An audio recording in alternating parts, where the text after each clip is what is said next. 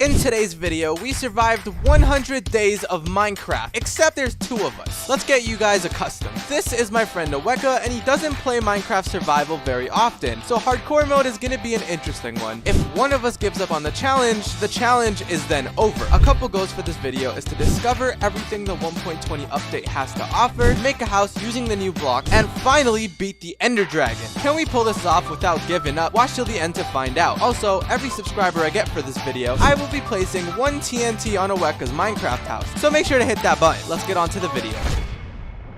Days 1 to 5. I spawn into a brand new Minecraft 1.20 hardcore world, spawning into a flipping snow biome. Not a lot of resources here, but honestly we explored a little bit. It didn't take very long before we realized that the snow was actually sinking. We also found ourselves a goat around the top of the mountain, and we ended up killing it because Aweka thought it dropped us food. I don't think goats drop food. We ended up exploring a little bit because we wanted to see what kind of resources were here in the first place. It didn't take us long to leave the mountain biome, but we ended up finding a ravine. Did we want to go inside? Not really, but it did look pretty cool. Then after a bit more exploring, we ended up finding a village, and this is really good because it gave us a source of food, hay bales, and there was a whole bunch of it, enough for both me and Aweka. This also gave us access to beds, and the reason why that's important is so we could sleep off the night and increase our chances of surviving. An interesting thing about this village is the fact that it was abandoned. There's a bunch of cobwebs and a bunch of zombie villagers that already existed. I think these are called abandoned villages. I think the first goal I wanted to tackle is finding ourselves a nice place to base, and that's probably gonna be the bamboo jungle. So after fully looting up this village, we began exploring in one direction. I also ended up crafting all of the wheat that we had into bread, that way we can actually eat it. After a bunch of exploring, we ended up in a bunch of different biomes, but the place that we finally landed at was this dark oak biome. This biome is also notorious for having mobs in it because the trees literally cover up the land, causing the mobs to be able to spawn in here. But despite that being the fact, we ended up finding ourselves a jungle biome, and the one with actual bamboo in it. A lot more than I honestly expected, because I expected a jungle to not have that much. At first we were a little bit confused and ended up having to search up how to actually get ourselves the new bamboo planks. But essentially, Aweka also doubted me. But this is how it goes. You would take a bunch of bamboo and put it into a crafting table, making yourself a bamboo stem. I don't know if that's exactly what it's called, but afterwards you put that back into the crafting table, and then you got yourself some bamboo planks. And it's all made out of bamboo. It's a pretty nice thing. I ended up making a door with it, and I also went mining for some stone tools for both me and Aweka. I also decided to beat some animals to death, and by animals I mean fish, but then also continued making the bamboo house. Aweka on the other hand decided it would be best to actually invest our bamboo in something a little bit more lucrative. Bamboo boats. Now they do look cool, but we don't need like 20 boats. I don't know what he's doing. I honestly think he's trying to mess with us. I'm not too sure, but then again he doesn't play this very often. So a cool thing about these bamboo boats is you could actually now place chests on them, and they kind of look like a raft. We end up taking these boats and exploring a little bit, me taking the one with the chest and Aweka taking the one without the chest, and he got a little bit jealous, as you can see here. Days 5 to 15. But after a bunch of following the river down to this big ocean, we ended up finding ourselves a shipwreck. This is where we uncovered the second thing that this Minecraft 1.20 update has to offer us: templates. Now, for those that don't know, in this version of Minecraft, if you have yourself a template, you can actually trim armor. That's right, you can add a design to it and a different color to it, making over, I believe, 1,600 different customizations to it. I could be wrong on the numbers, so just don't search it up, alright, just for my sake. But after we found that, we then started looking around for another one. I was also in hopes to find ourselves a sniffer egg, but honestly we had no luck with that, so we ended up heading back to our sweet bamboo base. Me and Aweka had an interesting idea. Why don't we do an archaeology challenge, because that's also another thing that this version of Minecraft gives us. So basically, the person to get the most from the archaeology, I think it's called suspicious sand, at the end of the video wins $100, and it gets sent to the winner of the challenge from the other person. So we began to start exploring again. We're honestly skipping a bunch of like the mining and stuff because we just want to see these new updates. So we end up in search for a desert because there happens to be an interesting place you can find this stuff. So as to my knowledge, at that time I only knew we can find them in desert wells. So we began searching for a desert well. We found a few desert desert villages, but really didn't loot into them because we saw that there wasn't any suspicious sand in them. But eventually we ended up finding ourselves a desert temple that was pretty well hidden, I'm not gonna lie. We ended up going into that desert temple and we found a little bit of sand on the side. When we mined into it, lo and behold, we found ourselves the suspicious sand we were looking for all along. We found a few of them, but I genuinely think Oweka broke one of them, which is really unfortunate. We also ended up getting an emerald for ourselves, which is probably the most valuable thing I got from this thing, and Oweka ended up getting a diamond. Alright Minecraft, I see the type of bias you're working with here. I am not losing $100 to Oweka. So after spending all that time actually transporting between the places, we ended up going on a bit of a mining trip and got ourselves ironed out. Simply put, despite how much we explore, at the end of the day, it'll still be risky ventures if we don't have some sort of armor. So we were also in search for a bunch of diamonds. If you guys didn't know, in this version of Minecraft, diamonds don't spawn out in the open in veins of 4. They actually spawn in veins of 1 unless they are covered or underground. And a way to bypass this is simply put, if you find an underwater cave, the chances of you finding diamonds out in the open is so much higher, and they're often like 4 or 5 veins. And that was the main strat that I was betting all my money on. Me and Oweka, we ended up finding this really big cavern, and he ends up finding a bit of an underwater area, which led to us getting a bunch of diamonds, but not enough for a full set, so we had to keep going. We ended up going into a dead end, a couple of them even, and found ourselves a Gulk area. And if you guys didn't know, this is where you summon the warden, so we accidentally ended up summoning the warden when trying to get through it, and we did not engage, but it was coming really close to us, so we ended up building upwards. After continuing down that area, we also found ourselves at a mine shaft. This thing was gigantic, but it was also burning down. Oweka found a couple one-off diamonds there, and he was also doing a lot of risky ventures, as if we both don't lose the challenge if one of us dies. I don't know why he's playing these type of games. Days 15 to 20. We ended up getting quite a bit of diamonds, probably enough for the both of us, but I think Oweka got a little bit more than me, which is fine, because why would we even need that much in the first place? But then again, the armor piercing with diamond colors might look actually pretty nice. But despite all of that, we ended up getting out of the cave and ended up exploring a bit, because honestly, I grew out of the bamboo hut, alright? It's not that nice, okay? It's an okay house at best. So we ended up exploring and we found ourselves the brand new biome. And this biome is known as the cherry blossom biome. Now this biome is actually really interesting. It's pretty pink if you couldn't tell. But we ended up deciding this is the place we're going to be making the final house of this 100 days at. So I got to chopping. Days 20 to 30. After a bunch of chopping, we decided to finally start building the house. I was the builder of the group because Oweka didn't really have many building skills, but that's okay. He can just sit there and do whatever Oweka does on a day-to-day basis. I don't know. And after a whole bunch of building, this very complex house that's definitely not the shape of an L if you look at it from the top is done. The pink house. It's amazing, I know. But after finally finishing this house, we also decided to start trimming a bit of our armor since we now have stuff for armor. You know, if you really think about it, armor trimming is kind of like getting a haircut at a barbershop in GTA, but for armor, of course. Oh, nobody else thinks that? I only really had one piece of iron armor, and I decided to use it on that to see what it would look like, and I decided to use an emerald as the color, and it ended up looking like this. Honestly, I really like these armor designs. I'm really curious to see what it looks like with a diamond set of armor and a netherite set of armor, because I definitely want some netherite before the end of this challenge. Days 30 to 40. During this duration of time, we also ended up going on another mining trip and got ourselves a full set of diamond armor. Despite all of that, Oweka ended up spending some of the diamonds that he got on a diamond pickaxe, which is lucky because I don't have any diamonds anymore. And we ended up searching for a lava pool to make ourselves a nether portal. And I let Oweka do it this time around because, you know, he's obviously a professional at this game. Come on now. After a bunch of walking around, we found ourselves a bastion, and we got hella gold blocks out of it. We also ended up killing a bunch of endermen for ender pearls using this boat trick that I showed Oweka. We also find ourselves a nether castle and end up getting a bunch of blaze rods, and also kind of close into my death a little bit, but that's okay. We also ended up exchanging a bunch of that gold for some ender pearls from piglins. In the midst of it, Oweka also did kind of jump into there and almost get killed, so we had to be very careful on how we go about this. Luckily, some of the loot that we picked up from the bastion happened to be an armor template, which meant we have another pattern to then put onto an armor piece, because we need one template per armor piece to actually put a design onto. Now this one is called like the snout something something, I don't really know, but we ended up, you know, making a chest plate, a netherite chest plate at that. So I ended up using that template right on my netherite chest plate, and I think Oweka did as well. We were definitely gonna need more netherite if we wanted to see a full netherite set with these armor trimmings, so we had to step up our game. I ended up going down to the river, getting some water so I could get an infinite water source, and then ended up creating ourselves a wheat farm right next to the house and fenced it up with with some pink fences. Days 40 to 50. At this time, Oweka had already logged off of the server, so it was just me at this moment. And I didn't really know what else to do because I didn't want to make too much progress without him. So I ended up making a cherry blossom treehouse. My thought process was this: we didn't have enough cherry blossoms around the place, so I ended up getting a bunch of saplings. I then placed the saplings around the house because I was very indecisive on where to actually place this treehouse. By the time I actually placed all of them, they ended up growing up after I went AFK for a bit, and then ended up deciding where I wanted the treehouse to be. Kind of. What I ended up doing is, after getting a bunch more cherry logs to actually make this build, I ended up making a staircase to what's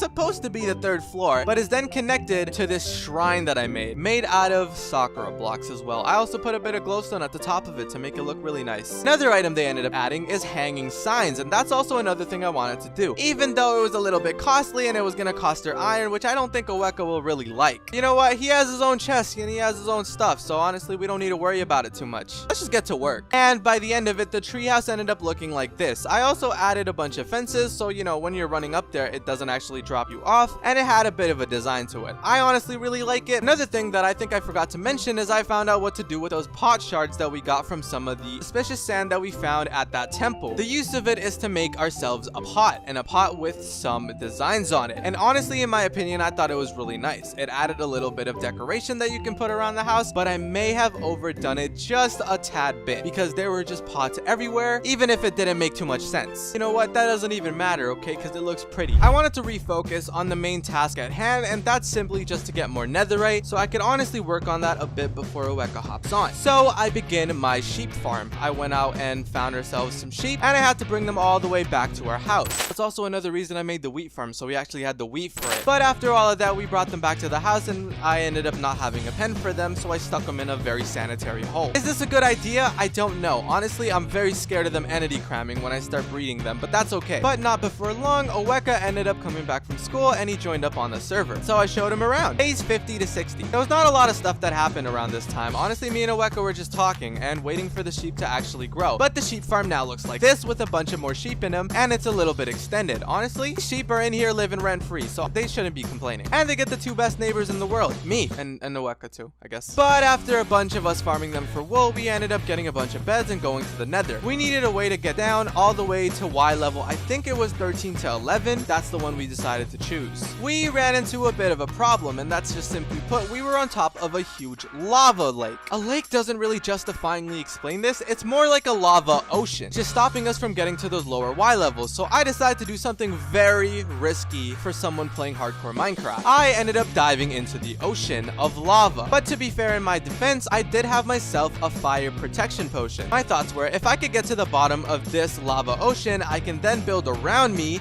all the way back up to us, making basically a tube shape. And if we block up the tube, we end up being able to mine into it as if it was any other cave. This is what I did, but it also did kind of scare Oweka a little bit. And afterwards, I showed Oweka how to use the bed method to find ourselves some netherite, and the grinding began. Took a few trips back and forth from the base and back to that area, but in all honesty, it was worth it because we got a bunch of netherite from it. By that, I mean ancient debris, and I was too lazy to do the math at the time. Days 60 to 70. This time, me and Oweka weren't really talking much, and we were just kind of grinding on our own time just to get ourselves a full set of netherite armor each, and I also wanted some for a weapon and maybe even a pickaxe. So after all of this exploring was done, I then headed back to the base of ours. So now I have a couple options. An interesting thing is the recipe for making these netherite ingots is actually a bit different, and it requires us to have a netherite template, which is really annoying. And to make more of these, it costs diamonds, and I didn't have any more, so I stole them from Oweka. I am such a nice friend. What I also ended up doing is placing ourselves an enchantment table so we can start enchanting our netherite armor that we have now crafted. And by we, I mean me, because Oweka was still in the mines. I also ended up putting an enchantment on my bow, which is Infinity, that Oweka ended up finding when he was exploring. And I put it on my bow even though he was saving it for himself, I'm pretty sure. Oweka ends up getting back and puts his netherite armor on as well, alongside with enchants. Upside to mine is that my boots had feather falling, but I had a mixture of protection 1 and protection 2, while Oweka had full protection 2, which was honestly a W. But before we knew it, we actually ended up on a bit of a fatal mistake mistake and an error on our part. We didn't explore enough random structures because we didn't have any more templates to put onto our armor. So now we just have the basic netherite armor sets, which is lame. So we set out on an adventure to find a bunch more structures and get ourselves these things called sentry armor trims. My main goal was to find these things called pillager outposts, and we found a couple of them. We split up for this process so that we didn't end up getting two of the same things. After a while, both me and Oweka ended up finding the same one, which is literally what we tried avoiding, but it didn't work. But lo and behold, it was actually filled up with a bunch of pillagers out to get our heads. So we had to eliminate them. And we finally made it to the top. And our luck just went crazy because we ended up finding nothing. Absolutely no templates within this chest. So we had to split up. 70 to 80. So after doing a bit of research, I also found out that pillager outposts are a semi-rare structure generating every several 100 to a couple thousand blocks. So we had a lot of exploring to do. After a whole bunch of time, I finally ended up finding a pillager outpost. I completely ignored the masses of pillagers that were out to kill me, and I went straight up to the top to check out the chest. And lo and behold, we found ourselves our first sentry armor template. But we also ended up finding another one. And finally, at the very end, Oweka ended up reuniting with me because he got all 4 that he needed, and I only needed 3 in total, and I had 2. So we ended up finding one last pillager outpost that I was hoping the thing would be in, and they had a bunch of these pillagers, and this is how it went. Finally, I've gotten myself the last sentry armor trim. I then went a little bit far away from them so they can't really sense us, and ended up placing down the smithing table, and we ended up trimming up our armor one last final time, or so I thought at that moment. Days 80 to 90. We went back to the base, got everything that we needed, which also includes the beds we needed to kill off the Ender Dragon. That's right, we needed a bunch of those. Then we began following the Eye of Enders. Eye of Enders ended up leading us over to a desert, and we also found ourselves camels. Not the same ones that we had before, but different ones, but we ended up taking the saddles from the old camels that we abandoned. We also ended up sleeping there for the night because it was getting pretty late. Then we moved forward with the camels included. I'm gonna be honest with you, we are not very good camel owners because we were jumping off of cliffs and everything, okay? Oweka even got one of his camels to 2 hearts. Ended up ditching his camel so that he can just ride my camel, and I'm just in the back. Crazy. After a bunch of exploration, we finally ended up finding ourselves nearby where I think the end portal was actually at. Then both me and Oweka decided to mine down in a singular hole for some reason. Oweka wanted to escape it, but I just kept mining down. And eventually we found ourselves to an opening which led us to a cave. We thought it was just some normal cave, but further inspection, we found out that it actually led into the stronghold. Now this stronghold was placed a little bit weird because a lot of the areas were caved in. So we ended up reaching a lot of dead ends. I also ended up finding ourselves a library which had a chest at the top which gave us some pretty interesting loot. One of the more notable pieces of loot was the fact that they gave us an armor template for us to put on our armor, and it's different from the one we had last time. I ended up using one of them and Oweka ended up using the other, and it overrid the old one we had. I think I like this one a lot better than the last one, so I'm just gonna keep it on. It's funny how I say that, but I literally don't have any option because I don't have any more templates, but that's okay, I guess. Continue to explore. I also end up finding myself some ender pearls within some of the chests while exploring, and after a bunch of exploring, we ended up missing a bit of a corner. We turn that corner and find ourselves at the end portal where I get jumped by a silverfish. Typical. Point, we're kind of just mentally preparing for the fight, but we should be good to go. I normally kill the Ender Dragon with just diamond armor, and this time around we have netherite armor. So what am I really afraid of? He gave me some of the beds he had left over from the nether mining trip, and I think I was all good to go is what I would have said if I was actually good to go, but in reality I was nowhere close. See, I kind of forgot to bring myself a bucket of water for clutches, and this is no simple thing to forget because I don't have any means to get back down if the dragon hits me except for ender pearls, and I don't know why I didn't think about it, but I could just farm enderman there. I didn't do that. In the moment, I don't know. I guess I was thinking of other things. Last, we ended up killing the ender dragon once and for all, but at what cost? My life. Subscribe if you don't want nightmares.